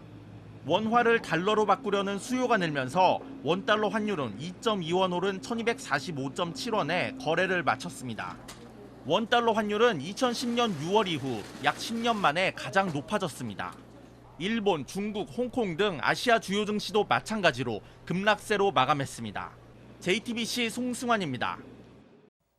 코로나19로 가장 심각한 타격을 받은 건 항공과 여행업입니다. 문을 닫기 직전에 몰린 곳들이 나오면서 정부가 지원책을 내놨습니다. 국회를 통과한 추경 예산 11조 7천억 원도 본격적으로 풀립니다. 7살 미만의 아이가 있는 집엔 이르면 다음 달부터 상품권을 나눠줄 예정입니다. 박영우 기자입니다. 김포공항 활주로입니다. 운항하지 못하는 비행기들이 길게 줄지어 서 있습니다. 국내 공항은 지난해 하루 이용객이 19만 명이었지만 이달 들어서는 16,000명에 그쳤습니다. 90% 넘게 줄어든 겁니다. 이러자 정부는 위기관리 대책회의를 열고 긴급 지원 방안을 내놨습니다. 저가항공사에 3천억 원을 지원하기로 한 지 한 달 만에 내놓은 추가 대책입니다. 우선 비행기 착륙료를 감면해주고 항공기 주차비인 주기료도 석 달간 면제해줍니다. 손님이 줄어든 공항 상점들은 임대료를 받지 않기로 했습니다. 여행사와 호텔 등 관광업에 대한 지원도 이어집니다. 담보 없이 빌려주는 신용대출 규모를 1,000억 원으로 지금보다 배로 늘리기로 했습니다. 또 공연 취소로 손실이 커지고 있는 공연업계에도 제작비와 관객 관람비를 지원합니다. 정부는 임시 국무회의를 열어 국회를 통과한 11조 7천억 원 규모의 추가 경정 예산안을 의결했습니다. 추경 예산으로는 먼저 저소득층과 아동수당 대상자를 지원합니다. 현금처럼 쓸 수 있는 지역사랑 상품권을 넉 달간 40만 원에서 50만 원씩 줍니다. 이르면 다음 달부터 지급할 예정입니다. 의료시설 확충에도 나섭니다. 국가지정 입원치료 병상에 음압병실 120개를 늘리는 한편 감염병 전문 병원도 영남권과 충청권에 2개 더 만들기로 했습니다. 이와 함께 국립바이러스연구소도 설립합니다. JTBC 박영호입니다. 맞짱 토론 시간입니다. 오늘은 부동산 전문가들과 함께 코로나19 사태로 인한 경기 침체가 우리 부동산 시장에 어떤 영향을 미치고 있는지 자세하게 분석해 보겠습니다. 앞으로의 시장도 전망해 보겠습니다. 먼저 출연자들을 소개해 드립니다. 제 오른쪽입니다. 권대중 명지대 부동산학과 교수 나오셨습니다. 안녕하세요. 네, 안녕하십니까? 네. 그리고 제 왼쪽입니다. 고종환 한국자산관리연구원장입니다. 네, 안녕하십니까? 네, 어서 오십시오. 네. 코로나19 사태가 확산되면서 국내뿐만 아니라 세계 경제에도 빨간불이 켜졌습니다. 한국은행이 기준금리를 인하하면서 사상 처음 0%대 금리 시대까지 열렸습니다. 전문가들 사이에서는 이번 여파의 지속 여부에 따라 집값 하락과 시장 경직이 가속화될 수 있다는 전망이 나옵니다. 토론 시작하겠습니다. 저희가 앞에서도 유럽 주요 증시 그리고 네. 뉴욕 증시가 대폭락했다는 소식을 전해드렸습니다. 네. 금융시장은 뭐 크게 출렁이고 있고요. 부동산 시장은 어떤지 궁금합니다. 먼저 교수님. 우선 그 코로나 사태가 장기화되면 글로벌 경제 위기뿐 아니라 이제 국내 경기도 안 좋기 때문에 부동산 시장은 분명히 영향을 크게 받을 겁니다. 그러나 이제 단기적으로 만약에 영향 끝난다면은 뭐 생각보다는 덜 받을 수 있습니다. 벌써 그런 징조가 나타나고 있거든요.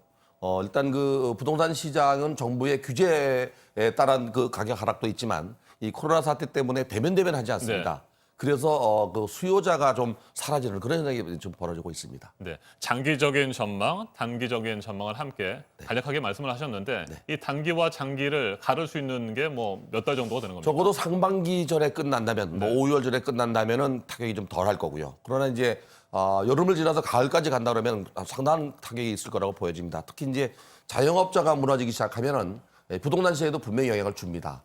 특히 이제 자영업자가 월세를 못 내게 되면 월세 네. 수익률도 떨어질 거고, 그럼 부동산 가격도 떨어집니다. 물론 이제 중견기업들이나 자영업자들이 갖고 있던 부동산을 또 매각하게 되면 매물도 증가할 거고요. 여기에 이제 업체들이 더 충격으로 지난 그 3월 13일부터 정부가 고가주택에 대해서 자금 조달 계획서를 구체적으로 지금 이제 받는 걸로 시행이 되고 있습니다. 네. 그래서 더 경직되지 않겠나. 이렇게 된다면은 상반기에 만약에 그 코로나 사태가 끝난다면은 문제가 그래도 덜한데 하반기까지 간다면 뭐 경제 위기에 겹쳐서 부동산 시장이 장기 침체갈 가능성도 없잖아 있습니다. 네, 고종원 원장님. 네. 코로나19 사태 부동산 시장에 본격적으로 영향을 미치고 있습니까? 네, 아직은 본격적인 영향은 나타났다고 보기는 어려운데요. 그러나 지금 최근에 그 강남의 재건축을 비롯해서 그동안 네. 많이 올랐었잖아요. 이런 부동산 가격은 호가 위주기는 합니다만 2, 3억 내지 3, 4억씩 이렇게 떨어지는 현상이 나타나고 있습니다. 이거는 아직은 본격적인 하락이라고 예단하기는 좀 어렵지만 이미 부동산 시장에도 코로나발 이렇게 말하면 금융위기 이런 것들이 파급 효과가 악영향이 나타난 게 아닌가 이렇게 보여지고요. 두 번째는 우리가 이 부동산 경기를 예측하는 기법들이 이 부동산 경제학에서는 어느 정도 발전되어 있습니다. 네. 그걸 보면 세 가지를 볼 수가 있는데요. 첫째는 부동산 경기도 이 상승과 하락에 일정한 사이클이 있다는 점을 좀 주목해야 합니다. 그래서 지금 현재 우리나라 부동산 경기는 강남은 2013년, 서울은 2014년부터 올랐기 때문에 6년간 장기 상승을 막고 있다는 점. 다시 말해서 부동산 경기는 고점 내지는 변고점 상태에 있다는 점을 좀 우리가 유념할 필요가 있을 것 같고요. 두 번째는 부동산 시장이 직간접적 영향을 미치는 주요 변화 요인들이 있습니다. 실물 경기나 금리나 정책이나 수급이나 심리 또 환율 이런 것들이 영향을 미치거든요. 이걸 다 지금 권 교수님께서 잘 설명해 주셨습니다만 이런 것들을 종합적으로 볼 때도 상승 요인보다는 하락 요인이 훨씬 우세합니다. 그러니까 집값은 이제 앞으로 좀 내릴 확률이 더 훨씬 높아졌다. 이런 얘기를 우리가 결론을 내릴 수 있고요. 무엇보다도 지난 2008년 또 97년 말 우리가 IMF나 글로벌 금융위기를 겪었잖아요. 네. 이때 주식시장이 폭락하고 난 이후에 부동산 시장도 폭락했다는 점은 시사하는 바도 크고 상당히 교훈적이다. 저는 이제 우선 결론부터 말씀드리면 권 교수님과 이제 큰 틀은 같은데 단기적으로는 1, 2년 정도는 하락이 불가피해 보입니다. 그리고 많이 올랐던 강남이나 마용석 이런 재건축을 포함한 이런 곳들은 급락 가능성도 존재한다. 그다음에 4, 5년 정도의 중기 시장은 좀 안정을 찾을 것이다. 이렇게 보여지고요. 다만 장기적으로는 우리나라 경기나 우리나라 경제는 지금 성장 중에 있기 때문에 2030년까지는 장기적으로 10년 앞을 내다보면 여전히 이 상승 추세는 유효한 게 아닌가 그렇게 내다보고 있습니다. 네, 집값의 장기적인 전망까지 모두 한꺼번에 말씀을 해주셨는데 집값 전망은 잠시 후에 좀 더 구체적으로 얘기를 해보도록 하고요. 기준금리 얘기를 좀 시작해보도록 하겠습니다. 네. 이틀 전입니다. 미국 중앙은행 연방준비제도가 금리를 전격 인하했고 한국은행도 그날 곧바로 0.5%포인트를 인하했습니다. 네. 그 정도의 금리가 인하되면 뭐 부동산 시장도 상당히 출렁이지 않을까. 일반적인 상황에서 보면 말이죠. 금리를 내리게 되면 대출이 늘어날 것이고 돈이 돌게 되고 부동산 시장에도 그 돈이 흘러가지 않겠느냐. 뭐 이런 흐름인데 이번에는 일반적인 상황과는 많이 다른 것 같습니다. 다르죠. 교수님 어떻게 보세요? 네. 우선 0.25%가 5%로 내렸거든요. 네. 0% 금리가 됐는데요. 금리가 0.5% 내렸다고 해서 대출을 받아서 부동산을 투자하는 시기는 아니라고 봅니다. 또 그렇게 되진 않을 거라고 봅니다. 그 이유 중에 하나가 지금 그 부동산 가격도 너무 많이 올랐지만은 부동산 그 코로나 사태가 부동산 시장에 주는 영향이 있기 때문에 또 이 금리가 낮았다 그래서 뭐 대출을 받아서 집 살 상황을 여력은 아니고요. 정부가 또 대출을 강력히 규제하고 있습니다. 뿐만 아니라 유동성 자금이 많기 때문에 지금 부동산 시장에 미치는 영향이 뭐 직간접적으로 풍수 효과 나타나고 있거든요. 네. 수도권에. 그래서 금리가 부동산 시장에 미치는 영향은 당연히 있어야 됩니다. 금리가 낮으면 부동산 수익이 높기 때문에 투자하지만 그렇게까지는 안 갈 것 같습니다. 네. 고종원 원장님께서도 한 번도 가보지 않은 기준금리 0%대 시대. 이게 열렸는데 네. 부동산 시장에는 큰 영향이 없을 거로 예상하십니까? 예, 저는 뭐 금 교수님과 비슷한데요. 그러나 또 약간의 미묘한 차이도 있습니다만 저는 부동산과 금리와의 관계는 우리 경제학에서는 역의 관계로 봅니다. 네. 그러니까 금리가 내리면 부동산은 상승 요인이다라고 이제 알려져 있어서 일각에서도 금리가 내렸으니까 또 유동성이 증가해서 집값이 다시 오르지 않을까 이런 질문도 꽤 많이 하는데요. 이번에는 그러기 어려울 것 같습니다. 좀 전에 이유는 한 3가지인데 권 교수님 설명하신 대로 지금 뭐 대출 규제와 또 세금 중과 이런 상황에서 네. 이렇게 대출을 받아서 금리가 내렸다고 해서 집을 사거나 부동산 투자를 하는 사람은 많지 않을 것 같아요. 무엇보다도 정부의 규제도 있지만 우리 부동산 시장에는 심리가 중요하잖아요. 그러니까 기대감이 있느냐, 불안감이 있느냐, 이 불안 심리가 지금은 부동산 경기도 이제 좀 침체될 것이다. 이 금융과 함께 더블딥 우려도 이렇게 커지고 있는 상황에서 그러니까 예측도 불확실하고 투자 심리도 불안한 상황에서 이렇게 저금리라고 해서 부동산 투자에 공격적으로 나서는 사람은 많지 않을 것으로 보이고요. 또 그런 측면에서 본다면 위기가 온다면 과거에는 일시적으로는 금리가 내리지만 우리 금리나 환율이 올라갈 가능성도 배제하기 좀 어려운 상황이거든요. 그렇게 본다면 이제 시중 부동자금이 좀 과잉 유동성이 네. 있다고 하더라도 부동산 시장의 쏠림 현상 이런 것들은 나타나지 않을 것으로 보이고 끝으로 이 부동산은 불패신하다 안전자산이라는 이런 믿음이 강한 것 같아요. 그러나 경제 위기가 올 때 이 2차례 사례가 있었죠. IMF 때나 2008년에 글로벌 금융위기 때를 보면 주식시장은 선행하고 부동산 시장은 약간 후행하는데 둘 다 폭락했다라는 것은 이렇게 저금리만으로 부동산 시장이 다시 오를 거라는 생각은 올바른 생각이 아닐 것 같습니다. 네, 알겠습니다. 강남 4구를 중심으로 아파트 값이 조금 떨어졌다는 네. 분석들도 나오고 있습니다. 이건 코로나19 사태의 영향은 아직까지는 아닌 것 같고 고강도 대출 규제 때문이라고 봐야 될까요? 거기에다 이제 보유세 인상이 있기 때문에 그렇습니다. 지금 그 강남 지역에 뭐 많이는 5.5억 정도, 5천만 원 정도까지 내려서 내놓는 경우가 있는데요. 6월 말까지 1가구 2주택에 대해서 10년 이상 보유한 주택은 양도세 중과세가 면제됩니다. 6월 말 전에 이제 계약을 해야 되기 때문에 그 다주택자가 급한 마음에 매도하려고 내놓은 게 가격을 내린 것 같고요. 또 한 가지는 이제 그동안 많이 올랐기 때문에 거기에 대한 부담감으로 코로나 사태로 경제가 향후에 어려워질 거라는 것 때문에 미리 선제적으로 내놓는 그런 현상도 나타나는 것 같습니다. 이것이 뭐 강남 지역의 가격 하락의 대세는 아니다라는 생각이 들어요, 아직은. 근데 이렇게 이제 보유세 인상이나 매도와 관련된 또 대출과 관련된 규제가 점점 강해지고 또 9억 넘는 주택에 대해서 또 특히 고가 주택에 대해서 자금 조달 계획서를 구체적으로 내야 되거든요. 그런 부담감 때문에 선제로 내놓은 것 같습니다. 네, 서울의 아파트를 비롯한 공동주택의 공시 가격이 전년에 비해서 14.75% 올랐습니다. 서울이 그렇습니다. 네, 서울의 지역이 그렇고요.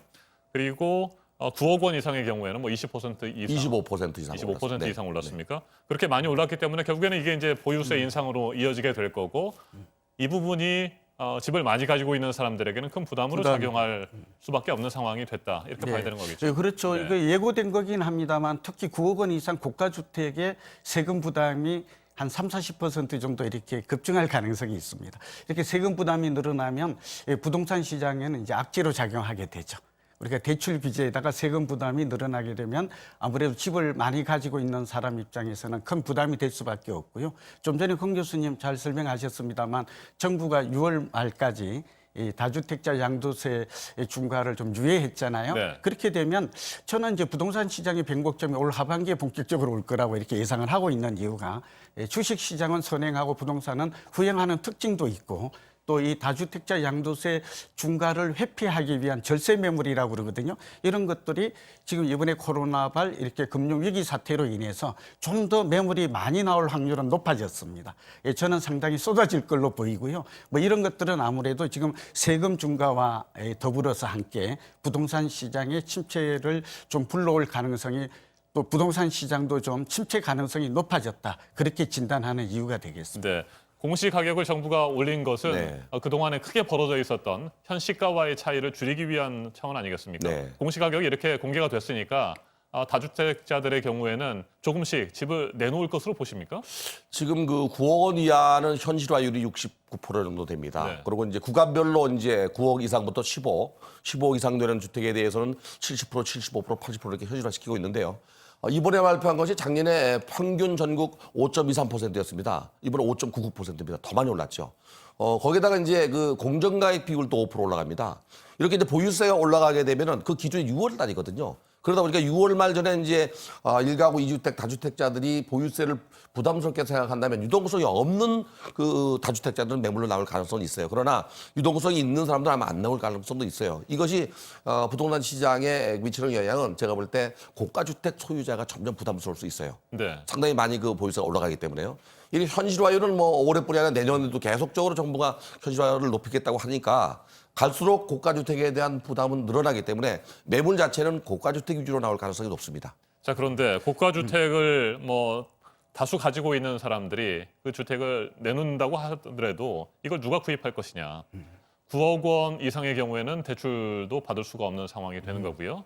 이렇게 될 경우에는 이게 뭐 시장에 나온다고 그렇죠. 하더라도 호가는 뭐 조금 떨어질 수 있을 것으로 예상이 됩니다만 그래도 이게 매매가 이루어지겠느냐 이런 생각도 하고 네, 바로 좋은 지적인데요. 그래서 지금 벌써 거래 절벽 현상이 지금 나타나고 있잖아요. 강남 같은 경우에는 이제 급매물이 많지는 않지만 출시는 되고 있고 그런데 살 사람이 없다 보니까 이제 거래가 실제로 안 이루어지고 있는 상황이거든요. 시간이 갈수록 이렇게 거래 절벽과 함께 급매물 출시는 저는 권 교수님보다도 조금 더 비관적으로 보고 있는데요. 좀 더 늘어날 가능성이 많습니다. 그런데 지금처럼 대출 규제와 세금 강화, 물론 금리가 내렸다고 합니다만 쉽게 지금 부동산 시장의 불확실성이 높은 상황에서 또 침체 우려가 높은 상황에서 공격적으로 투자하는 사람은 많지는 않거든요. 네. 그렇게 되면 지난 97년 말 IMF 때나 2008년 있었던 글로벌 금융위기 때의 그 교훈을 이렇게 되돌아본다면 급락할 가능성도 존재합니다. 그러니까 강남의 마용성의 집값이 많이 급등했고 버블이 있고 이 고가주택일수록 매물이 많이 출시될 가능성이 있고 또 거래가 안 되면서 급락 가능성도 존재한다. 저는 그렇게 분석하고 있습니다. 네. 그 금융위기의 말씀을 하시는데 그때하고 상황이 다릅니다. 2008년도 리만 브러더스 사태가 벌어졌을 때에는 우리나라 주택 시장은 전혀 지금하고 다릅니다. 2006년도, 7년도 노무현 정부 당시에 가격이 올라서 고점을 찍은 이후에 너무 가격이 많이 오르다 보니까 정부가 2009년도 1월 1일부터 민간 택지 분양가 상한제를 전면 시행하기로 했습니다. 네. 그래서 2007년도 말부터 2008년도에 모든 건설사들이 주택 공급을 늘리기 시작했습니다. 그래서 2009년도 민간 택지 분양가 상한제 시행할 당시에 미분양 아파트가 16만 6천 세대가 넘었습니다. 그래서 그해 2009년도 2월 12일 날 정부가 212 대책을 내려면서 미분양 주택을 해소하는 대책으로 주택을 구입하는 경우에 취득세 50% 감면과 양도세 5년간 면제 혜택을 그해 연말까지 줬습니다. 네. 그리고도 이게 다 해소되지 않아서 2012년도 9월 22일부터 그해 연말까지 또 한 번의 그 대책을 내놨습니다. 그 당시에는 주택 공급이 늘어서 가격이 하락한 거고요. 지금은 그런 상황은 아니거든요. 공급은 늘지 않고 부족한 상태입니다. 그래서 만약에 9억 원 이상 되는 주택도 15억까지는 대출이 20% 나갑니다. 15억 넘는 건 안 되지만 그렇다면은 당분간 급매물이 나오는 것은 소진될 가능성도 있고요. 물론 이제 장기적으로 볼 때 코로나 사태가 오래된다면 금융위기뿐이 아니라 경제위기 때문에 부동산 가격이 침체될 수 있지만 지금 당장 그런 상황이 아니기 때문에 이 유동성이 부족한 일가구 다주택자들이 내놓는 매물은 적어도 연말까지 소화될 가능성도 있습니다. 네, 토론이니까 제가 말씀하시죠. 이 부분 잠깐 저희 좀 다른 관점에서 약간 다른 의견을 좀 말씀드리고자 하는데요. 2008년과 지금의 상황은 닮은 점도 있고 또 다른 점도 있습니다. 지금 권 교수님께서 그 설명에 공통점은 뭔가 하면 부동산 경기가 2001년부터 이렇게 올랐거든요.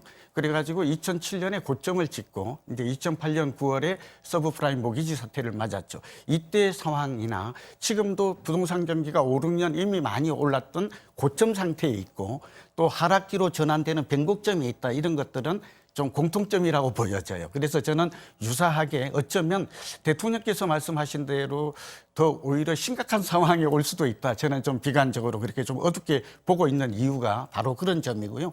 이때는 이명박 정부 때인데 공급 확대를 한 건 맞죠.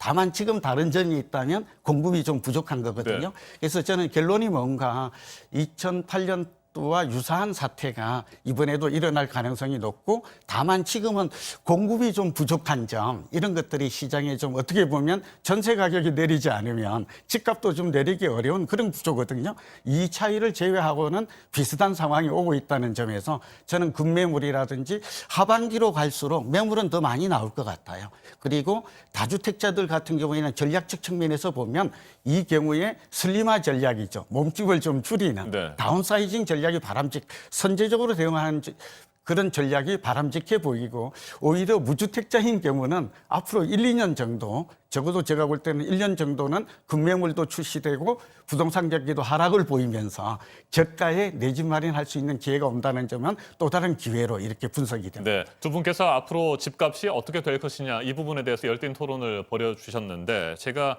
잠시 정리를 좀 하고 넘어가면 권대중 교수님께서는 공급량이 충분치 않기 때문에 집값이 쉽게 잡히지 않을 것이다라는 의견이시고 고종환 원장님께서는 아파트 공급량이 충분치 않긴 하지만 네. 과거에 뭐 외환 위기라든지 글로벌 금융 위기 사태와 정책도 있고 비춰 보면 네. 이번에도 집값은 크게 떨어질 가능성이 있다 이렇게 그렇죠. 보시는 사이클 측면과 저는 사이클 측면과 버블 이론을 좀 중시하는데요. 경제학을 부동산 경제학을 연구하는 입장에서 그렇게 본다면 부동산 경기는 이미 6년 정도 서울의 강남이나 마용성 이런 지역을 비롯해서 급등했고 어느 정도 버블이 쌓였다는 것을 우리는 인정해야 될 것 같아요. 그리고 6년 이상 집값이 지속적으로 오른 예가 한 번도 없어요. 통계가 나온 이후로. 그렇다 그러면 지금은 고점에서 이제 상승 사이클이 마감이 되고 하락 사이클로 전환된 시기였는데 이때 지금 코로나발 이러한 위기가 또 터진 것이죠.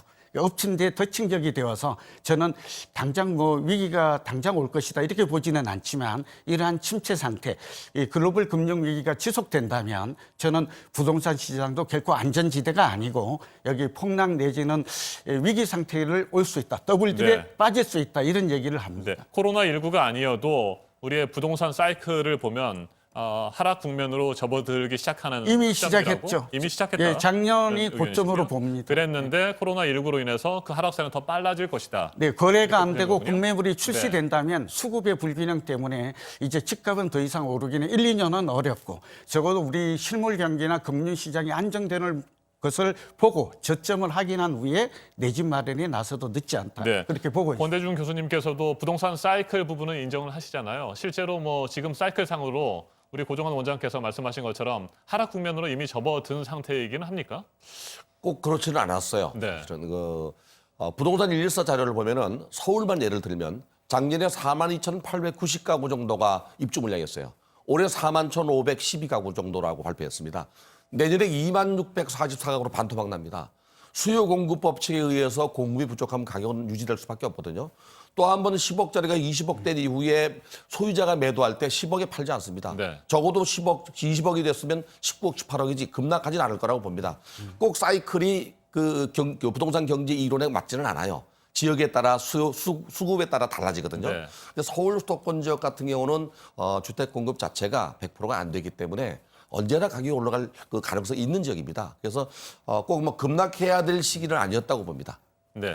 사례를 하나만 잠깐 언급할게요. 뭐 이게 토론이니까 다양한 의견이 좀 중요할 것 말씀해 같은데요. 주시죠. 뭐 사이클 이론은 지난 3, 40년간 빅데이터로 어느 정도 검증이 되어서 우리 시장에 10년 주기설이 있다는 것은 뚜렷하게 검증이 되고요. 미국 같은 경우는 이제 20년 주기설이 있고요.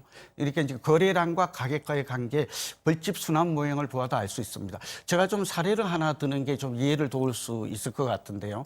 요즘 음마 아파트가 많이 인구에 회자되잖아요. 이게 2007년경에 31평이라고 하는데 77제곱미터가 이게 한 12억까지 갔습니다. 네. 그리고 2013년에 바닥을 찍었는데 이게 7억 2천까지 떨어집니다. 저도 직접 경험했던 사람인데 거의 40%까지 위기가 왔을 때 떨어졌고요. 또 97년 말에도 보면 거의 반토막이 났던 아파트가 많았다는 점은 상당히 우리가 꼭 기억하고 교훈으로 삼아야 될 것 같아요. 그랬던 것들이 지금 최근에 지난해 말 기준으로 보면 21억까지 올랐거든요. 그러니까 말하자면 12억에서 7억까지 40%가량 떨어지고 네. 다시 22억 오르고 현재 한 18억 정도 합니다. 이렇게 롤러코스터를 타고 있다는 점은 앞으로 부동산 시장도 변동성과 위험성이 커진다는 것을 우리는 주목해야 할 것으로 알겠습니다. 보입니다. 저희가 이제 토론을 마무리할 시간이 됐는데 끝으로 시청자 여러분들께서 많이 궁금해하실 내용 하나만 질문을 더 드리도록 하겠습니다. 뭐 집이 있는 분들이야 큰 걱정 안 하겠습니다만 뭐 떨어지는 게 큰 폭으로 지금 떨어지고 있는 상황은 아니니까요. 무주택자들의 경우에는 자 그럼 이와 같은 상황에서 언제쯤 어떤 식으로 집을 사는 방안을 계획하는 게 좋을지 궁금해할 것 같거든요. 물론 뭐 정답은 없겠습니다만 없죠. 각자 판단해야 되겠지만 우리 두 전문가께서는 어떤 의견을 가지고 계시는지 짧게 말씀을 좀 해주시기 바랍니다. 일단은 코로나 사태가 길어진다 그러면 좀 대기할 필요가 있고요. 대기 속으로 남을 필요가 있고 짧아진다 그러면 분양 시장을 좀 노려볼 필요가 있습니다. 분양 시장은 지역별로 지금 양극화가 벌어지고 있거든요. 이런 상황에서도 수도권의 분양 시장은 100대 1이 넘습니다. 그래서 무주택자라면 가점을 좀 많이 만들어 놓고 청약 시장을 좀 보는 게 좋고요. 일반 매물은 뭐 9억 원 이하 주택들은 관계가 없는데 그 이상 되는 주택들은 대출도 규제되고 여러 가지 제한 사항이 많기 때문에 코로나 사태의 그 여파, 그 상황에 따라서 좀 지켜볼 필요가 있다고 생각합니다. 네, 저는 앞으로 시장의 향방이 좀 근본적으로 흐름이 달라질 것으로 보입니다. 지금까지는 5, 6년간은 매도자 중심 시장이었다면 이제 매수자 중심 시장으로 시장이 바뀌고 있다는 점을 좀 주목해야 될 것 같고요. 또 그렇게 본다면 부동산 경기는 급락은 아니더라도 적어도 이제 하향 안정 사이클이 나올 확률은 높아졌다고 진단합니다. 그렇게 보면 맞춤형 전략을 좀 설명드리면 무주택적인 경우에는 이 기회를 잘 활용할 필요가 있습니다. 네. 그래서 과거의 경험을 비춰보면 이렇게 저점 매수의 기회로 될 수도 있고 권 교수님 설명하신 대로 신규 분양은 여전히 유효한 가장 좋은 방법이죠. 두 번째는 급매물이나 경공매가 좀 나올 가능성이 있습니다. 이렇게 시세보다 저렴한 이런 신규 분양이 됐던 급매물, 경공매를 노리는 전략은 매우 좀 효과적인 경제적 방법이 아닌가 이렇게 생각이 들고요. 두 번째, 1주택자는 보유하는 게 좋습니다. 왜냐하면 부동산 경기가 꺼지더라도 10년, 5년, 10년 후를 내다보면 여전히 그 우상향했던 과거의 경험이 많아서 사고 팔고 굉장히 번거롭거든요. 그러니까 1주택자는 보유하는 전략. 문제는 다주택자의 고민이 커졌습니다. 다주택자는 좀 줄여서 이번 기회에 현금을 확보하는 그런 전략이 바람직하다는 말씀을 꼭 드립니다. 알겠습니다. 두 분의 분석과 전망 잘 들었습니다. 결국에는 시청자 여러분께서 판단을 하셔야 될 텐데요. 종합적으로 다양한 정보들을 얻으시고 판단을 해보시기를 바랍니다. 맞짱 토론 마무리하도록 하겠습니다. 권대중 명지대 부동산학과 교수, 고종환 한국자산관리연구원장과 함께했습니다. 두 분 토론 잘 들었습니다. 네, 감사합니다. 네, 감사합니다. 서울시가 코로나19로 생활에 어려움을 겪고 있는 시민들에게 현금성 지원을 하기로 결정했습니다. 소득 등을 따져서 117만여 가구에 최대 50만 원 상당의 지역 상품권 등을 지급합니다. 강신우 기자가 보도합니다. 서울시가 운영하는 청소년 수련원입니다. 지난달 24일부터 문을 닫았습니다. 회원들에겐 수강료를 되돌려주고 있습니다. 한 달 가까이 모든 프로그램이 중단됐고 130여 명의 강사들이 급여를 받지 못하고 있습니다. 코로나19 사태로 이처럼 직격탄을 맞은 이들에게 서울시가 긴급 지원을 결정했습니다. 4인 가구 기준으로 소득이 474만 9천 원 이하면 가족 수에 따라 최대 50만 원을 받을 수 있습니다. 정부 지원을 받는 73만여 가구는 뺀 170만여 가구가 혜택을 받을 전망입니다. 지역 상품권과 선불카드로 지급되고 6월까지 써야 합니다. 서울시민 약 300만 명에 해당되고 전체 3분의 1에 해당됩니다. 앞서 전주는 실업자와 비정규직 5만여 명에게 52만 원을, 강원도는 소상공인 등 30만 명에게 40만 원을 주기로 했습니다. 광주는 소상공인에게 최대 7천만 원을 무이자로 빌려주고 대구도 32만 가구를 지원할 계획입니다. 대부분 지자체들이 영세업자나 실직자란 조건을 달았는데 서울시는 월소득만 따집니다. 서울시는 재난관리기금 3,271억 원을 끌어다 쓸 방침입니다. JTBC 강신우입니다. 네, 세계보건기구 WHO의 발표 내용 오늘도 전해드립니다. 우리나라를 언급했습니다. 혁신적인 검사 전략을 개발했다고 했는데요. 보도국 연결해서 알아보겠습니다. 한태훈 기자, 한국과 다른 곳에서 배운 것들을 다른 나라에 적용을 하겠다는 거죠? 네, 그렇습니다. WHO 사무총장이 화상 브리핑 과정에서 한 말입니다. 한국은 혁신적인 검사 전략을 개발하고 실험과 검사를 확대했다라고 설명하면서 그 말을 했고요. 그러면서 철저하게 접촉자를 추적했고 선별된 장소에서 검사를 했으며 의심 환자를 지정된 시설에 격리했다라고 덧붙였습니다. 이어서 한국에서 배운 교훈을 다른 나라에 적용하려고 한다라고 말하기도 했습니다. 다시 말해서 추적하고 격리하고 또 검사하고 치료해야 한다라고 거듭 경고한 것입니다. WHO 사무총장은 또 사회적 거리 두기는 전염을 늦추는 데 도움이 되고 보건 시스템의 부담을 줄여준다라고 강조했습니다.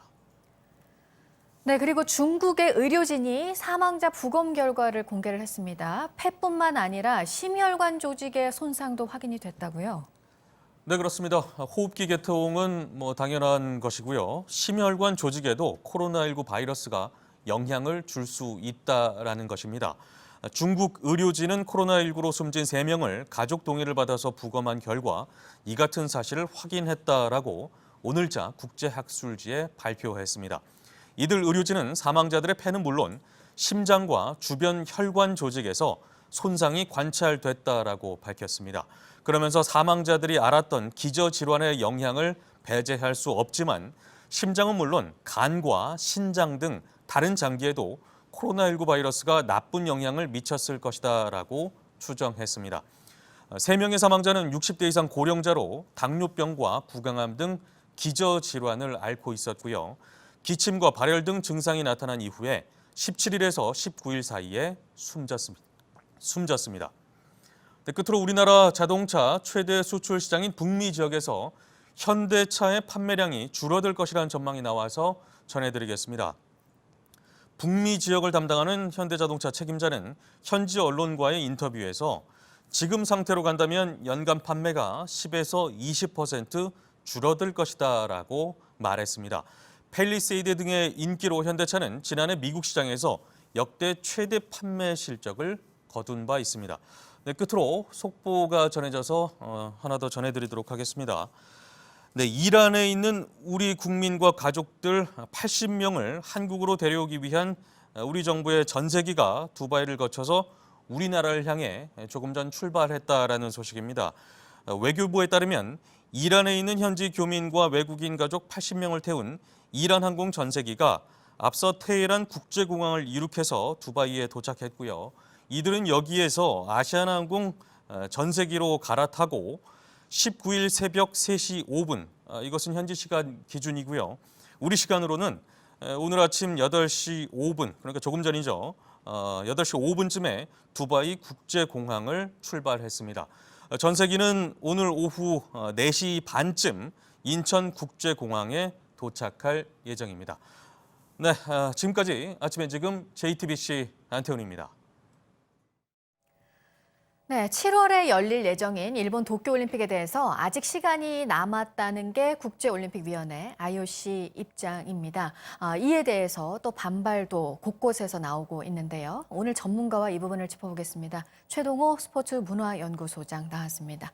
어서 오세요. 예, 안녕하세요. 네, IOC의 정확한 워딩이 이랬어요. 극단적인 결정을 할 때가 아니다. 왜냐하면 아직 넉 달 넘게 남았으니까 이 예. 이유를 들었는데 그런데 정말 그렇습니까? 이런 올림픽 같은 큰 행사를 앞두고 넉 달이라는 기간이 긴 시간인가요? 긴 시간은 결코 아니죠. 네. 그리고 먼저 말씀드리고 싶은 것들은 그 문장 자체로만 보면은 현재로서는 이 극단적인 선택을 내릴 때는 아니다라고 얘기를 했거든요. 네. 뒤집어서 우리가 한번 생각해 볼 필요는 있죠. 이 속뜻은 무엇이냐면 네. 행간의 의미는 앞으로 4개월이라는 시간이 남아있기 때문에 그동안 이 코로나19 상황이 어떻게 진척이 되는지 지켜보고 난 뒤에 결정을 내리겠다라는 뜻으로 볼 수도 있겠죠. 그러니까 올림픽 준비는 지금 이미 심각한 차질을 빚고 있습니다. 뭐냐 하면은 올림픽 예선전이 지금 다 연기가 돼버리고요. 그러니까요. 그리고 이번 달에도 일본에서 우리가 얘기하는 그 테스트 이벤트가 있거든요. 올림픽 경기장을 올림픽과 똑같은 환경 속에서 대회를 치르는 건데 이것도 연기가 돼버렸습니다. 때문에 앞으로 남은 4개월을 감안해 보면 결코 긴 시간이라고 볼 수가 없겠고요. 네. 한 가지 이 일종의 IOC가 데드라인을 제시를 했습니다. 무엇이냐 하면 6월 30일까지 이 올림픽 출전 선수들을 다 확정을 짓게 되면 올림픽을 개최할 수 있다라고 얘기를 했거든요. 이 얘기는 네. 무슨 얘기냐면 네. 6월 30일까지는 선수들 확정을 짓고 코로나19 상황을 좀 더 지켜보겠다. 그래서 연기든 취소든 결정은 6월 30일 이후에 하겠다. 이런 뜻으로 볼 수도 있겠죠. 네. 그러니까 지금 이와 관련해서 나오고 있는 논란들을 좀 정리를 해보면 예. 일단 한 가지는 선수들이 위험하다. 그리고 지금 코로나 사태 때문에 연습을 제대로 못하는 선수들이 있는데 공정하지 않지 않겠느냐. 그다음에 이렇게 4개월을 앞두고 정확한 판단을 안 내려주면 기약 없이 기다려야 되는 선수들은 어떻게 하냐. 왜냐하면 지금 얘기하신 대로 예. 정말 안 하는 걸로 결정이 날 수도 있는 거잖아요. 이 세 가지인데 먼저 처음에 이 선수들이 위험하다는 부분이요. 지금 뭐 올림픽 조직위원회 내에서도 확진자가 나오고 있고 우리나라 국가대표 선수들 중에서도 펜싱 선수가 지금 확진 판정을 받은 사람이 이제 처음으로 예. 선수가 나온 상황이고요. 근데 이거는 올림픽을 왜 여느냐는 그 근본적인 취지를 생각해 보면 이런 위험까지 감수하면서 이런 올림픽을 치러야 하나 이런 얘기가 나오는 수밖에 없는 것 같습니다. 이게 모든 것을 다 담아서 질문해 주셨거든요. 올림픽을 여는 근본 취지에도 역행하는데 왜 올림픽을 열려고 하느냐. 여기에 이제 그 IOC하고 일본 정부의 올림픽을 통한 나름의 정치 경제적인 목적성이 있다라고 볼 수가 있는 거고요. 이 선수들이 어제 IOC가 예정대로 올림픽을 개최하겠다는 성명서가 나오고 난 뒤에 강한 반발을 하는 선수들이 많이 네, 있었거든요. 네. 왜냐하면 이들로서는 당연히 좀 서운한 느낌이 들 수도 있죠. 왜?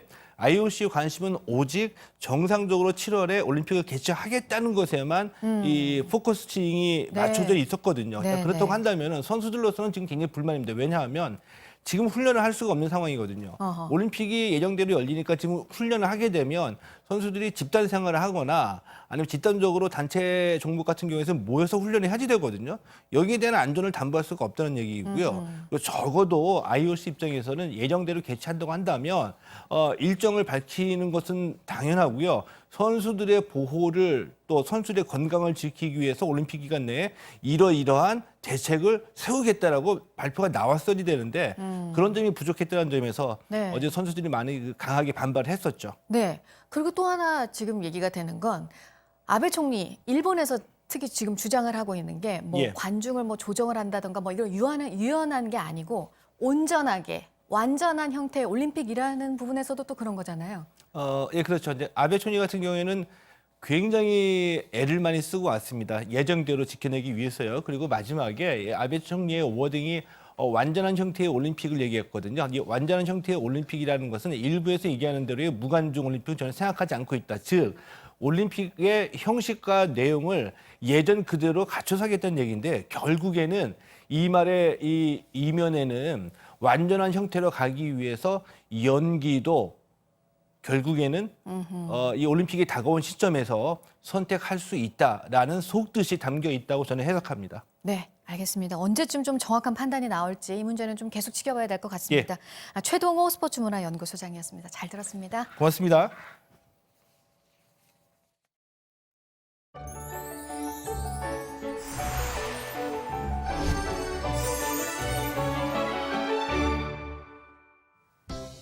오늘은 태풍급 강풍이 불어오겠습니다. 현재 전국에 강풍주의보 발효 중이고요. 초속 20m 이상의 거센 바람이 예상돼 안전사고에 유의하셔야겠습니다.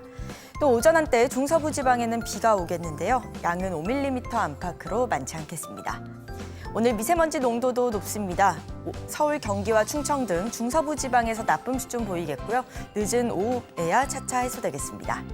낮 기온은 서울이 10도, 광주 16도, 대구가 18도가 되겠습니다. 북한은 함흥이 13도, 개성이 12도, 평양이 9도에 그치겠습니다. 내일부터는 기온이 다시 오르면서 포근하겠습니다. 기상정보였습니다. 아침엔 뉴스워치, 오늘 하루 관심을 가지고 지켜봐야 할, 기억해야 할 뉴스의 끝으로 정리해드립니다. 코로나19 추가 확산을 막기 위해서 세계 각국이 잇따라 국경을 봉쇄하고 있습니다. 이 때문에 해외에서 우리 국민들의 발이 묶이는 사례가 속출하고 있습니다. 페루에서는 한국인 관광객 150여 명이 사실상 고립됐습니다. 에콰도르의 코이캅 봉사단원 등을 귀국시키려던 우리 전세기 운항은 밤사이 취소됐습니다. 필리핀도 한국인 5만여 명이 체류하고 있는 북부 루손섬을 17일부터 봉쇄하면서 교민사회에 비상이 걸렸습니다.